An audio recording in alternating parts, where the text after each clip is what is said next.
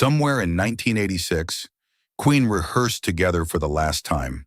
Not a concert, not a performance with an audience watching and cameras pointing and the specific electricity of 72,000 people waiting. A rehearsal, the specific private context of four musicians in a room, working on music together, running through the material with the specific quality of attention that rehearsal produces when the people doing it have been doing it together for 15 years. Freddie Mercury, Brian May, Roger Taylor, John Deacon. Four people in a room, making music, not knowing. The specific date of this last rehearsal is not recorded in any account that is part of the public record. We know the Magic Tour of 1986 was the last time Queen performed together for a paying audience. We know the final concert was at Knebworth Park on the 9th of August, 1986. The concert, Freddie Mercury ended with the words, "Good night and sweet dreams," without knowing it was the last time. But before Knebworth, before the stage and the audience, there was rehearsal.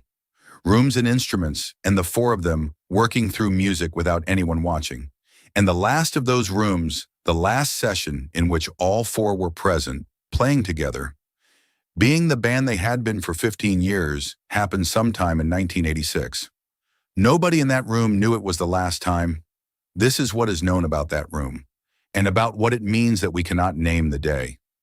Rehearsal is different from performance in the specific way that matters for this story. A concert produces a record footage, photographs, set lists, the documentation that the presence of an audience generates. Rehearsal produces none of this. A rehearsal room is the private context of the work, the space where the music is prepared rather than presented, where the four of them were musicians rather than Queen. It is the room where mistakes are made and corrected, where Brian May tries something, and Freddie Mercury responds to it, and Roger Taylor adjusts the rhythm and John Deacon's bass repositions beneath all of it, and the song becomes what it needs to be. Nobody watches this. Nobody photographs it. Nobody keeps a record of what day it happened. The rehearsal is the most private thing a band does, and the last time Queen did it together left no record at all. The year 1986 was the year of the Magic Tour, the largest and most ambitious of everything they had built across 15 years. The tour began in June and ran through August. Wembley Stadium twice in July, Budapest, Knebworth. The specific accumulation of a band at the peak of what it had been building toward. And in the background of the tour in the weeks before it began, in the gaps between dates, there were rehearsals. The four of them, together, in rooms preparing the music. The rehearsals that made the Magic Tour possible are as undocumented as every other Queen rehearsal. We know they happened. We know the tour required them.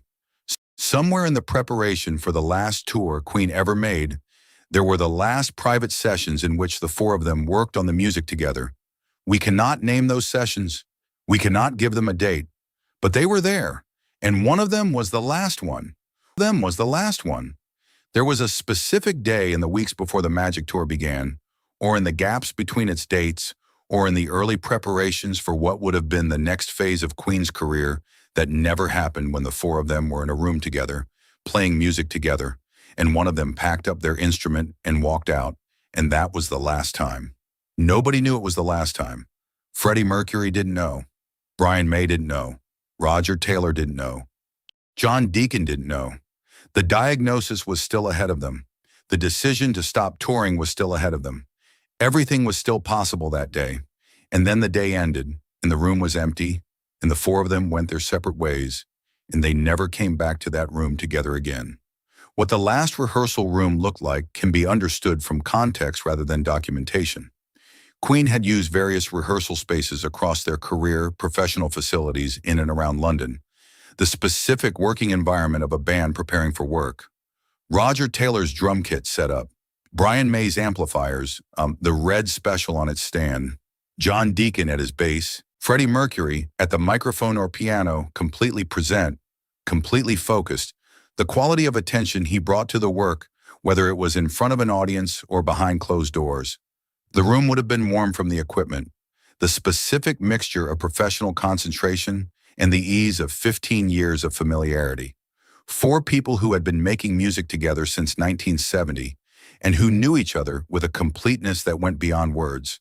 The music would have been in the room, not performed, simply made. What they played in those final rehearsals is not recorded, but the context of 1986 gives us a reasonable understanding. The Magic Tour set list, the songs the tour required them to know together at the level of readiness a stadium tour demands. One vision, a kind of magic. Bohemian Rhapsody, We Will Rock You, Radio Gaga, and perhaps the exploratory playing that rehearsals also contain the moments between structured run-throughs when musicians with 15 years of shared vocabulary try things, follow threads, find where the music might go next. Brian May has spoken about the specific fertility of the working relationship when all four were present, the way that what one person started would be picked up and developed by the others with the intelligence of a band that understood each other below conscious articulation. That quality, the creative quality of Queen, as four people in a room, was present in those last rehearsals. And then it was not. After Knebworth, Queen did not rehearse together again as four people in the complete sense. Freddie Mercury's diagnosis came in 1987. The diagnosis produced the decision to stop touring, not because the music stopped, but because the touring life Queen's level required in 1986 was incompatible with Freddie Mercury's health management in 1987 and after. They continued to make records. The Miracle in 1989, Innuendo in 1991. The studio sessions continued because the studio could be managed around his health in a way that a touring rehearsal schedule could not. But the specific configuration of four people in a rehearsal room, the configuration that had existed since John Deacon joined in 1971, did not reconvene. The studio work was done in shorter sessions with the specific accommodations the late 1980s required. It was still Queen, but it was not the four of them in a rehearsal room as it had been. The studio work continued, the music continued, Made in Heaven was finished after Freddie Mercury died, and Brian May has described 4 years of building around the recordings Freddie had left, and John Deacon played his last bass tracks in that process and then put the instrument down. But the rehearsal room, the specific room where the four of them were simply musicians together, without the stage, without the studio technology, without the conditions of illness requiring the work to be managed around what was available, that room closed in 1986. And the closing left no record, no final photograph, no marked calendar, no one who said, "Today is the last day," because nobody knew. Brian May has spoken across the years about the specific quality of what it was to be in the band when the four of them were all fully present and working. He has described the creative relationship between the four members in terms that illuminate what was in that rehearsal room. He has talked about the way Freddie Mercury's presence in the room changed what was possible, the specific quality of creative energy, the way his engagement with a musical idea transformed it. He has said that what Queen was as a creative entity was genuinely greater than the sum of its parts, that the four-person combination produced something none of the four individuals could fully replicate. The rehearsal room was where that four-person creative relationship was most completely itself. Before the stage, before the audience, before any of the documentation, simply the four of them and the music in a room. The fact that we cannot name the date of the last Queen rehearsal is not a gap in the story. It is part of the story. The last Queen concert, Knebworth, 9th of August 1986, has a date because concerts leave records. The last rehearsal left no record because rehearsals leave no records. And the leaving of no record is itself significant. The last rehearsal was not a significant occasion in its own context. It was Tuesday or Thursday or whatever day it was, and the four of them came to the room and did what they had always done, and then went home, not marked, not concluded with any awareness that it was a conclusion, simply the last of the ordinary occasions that had been happening since 1971, ending the way ordinary occasions end unremarkably, with the implicit assumption that there would be another one. There was not another one, but the assumption that there would be is the specific quality of the day that makes it what it is. The last rehearsal was ordinary, and the ordinariness of it is the thing that gives it its particular weight. In 1986, Freddie Mercury did not know about his diagnosis. He did not know, in whatever month the last rehearsal happened, that it was the last rehearsal. He was, in that rehearsal room, the same person he had always been in rehearsal rooms, present, focused, musically inventive, leading the session with the quality of someone for whom the music was not a job, but a necessity. The diagnosis was still ahead of him. And in the room on the last day, he was simply Freddie Mercury with the specific creative energy he had always brought, with the full commitment of someone who did not know that the commitment was being made for the last time. The not knowing is the specific form of the dignity of that day. He gave everything he always gave. He did not know it was everything. It was. He gave everything he always gave. He did not know it was the last time.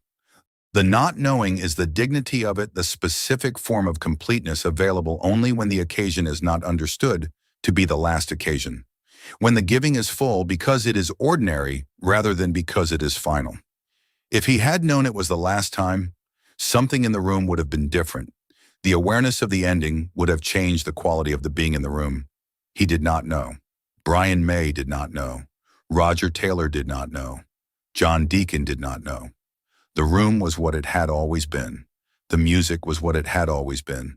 And then it was over in the ordinary way of a session ending when the work is done, and the four of them left. And that was the last time.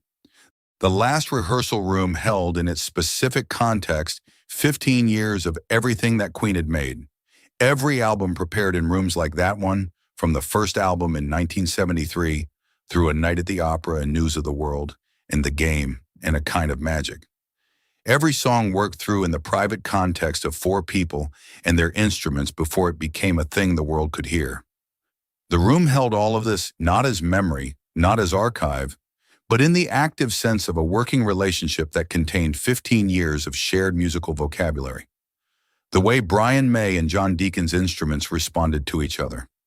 The way Roger Taylor's drumming supported everything above it. The way Freddie Mercury's voice directed the session toward the shape the music needed to take. All of this was present in the room, and when the session ended and they left, it was present for the last time. The room held 15 years, and then it was empty. In the years following 1986, Queen made The Miracle and Innuendo, two albums that the four of them have described as among the most complete expressions of what Queen was, made in the specific conditions of a band working around serious illness with total commitment. The studio work was extraordinary, but the rehearsal room was not part of this. The studio sessions were managed around what Freddie Mercury's health permitted, not the four of them in a room in the way of the Magic Tour preparations, but the work of a band continuing to make music in the conditions available to them. The last rehearsal room is, in a specific sense, the last time the four-person creative relationship existed in its complete and unmanaged form. The studio work continued and was extraordinary, but the room of the four of them and their instruments and nothing else that room was in 1986, and it closed without a marker, without a photograph, without anyone understanding that what was ending was ending. The four of them left. The instruments were packed up, the amplifiers were switched off, and the room became an empty room. And what had been in the room the specific and unrepeatable thing that Queen was when the four of them were making music together in private existed only in the people who had been there. In Freddie Mercury, who is gone. In Brian May, who carries it. In Roger Taylor, who carries it. In John Deacon, who has chosen silence as his form of carrying it. Queen rehearsed together for the last time in 1986. We do not know the date, we do not know the room. We do not know what they played or what the light was like when they left. We know it happened because the Magic Tour happened, and tours require rehearsal, and the Magic Tour was the last tour. And we know nobody knew it was the last time because the diagnosis was ahead of them. On the day of the last rehearsal, the future was still open, with the next rehearsal implied, the next album planned, the next tour assumed. Nobody said goodbye. Nobody marked it. Nobody knew. The room simply ended in the ordinary way of rooms when the work is done and was never convened again. Four people who had been making music together since 1970 left a room in 1986 and never came back together. The room held 15 years when they left it. It held beginning and the middle, and without anyone knowing the end. The not knowing is not a loss. The not knowing is the most complete form the ending could have taken. They were simply there, making music, being the band, and then they were done.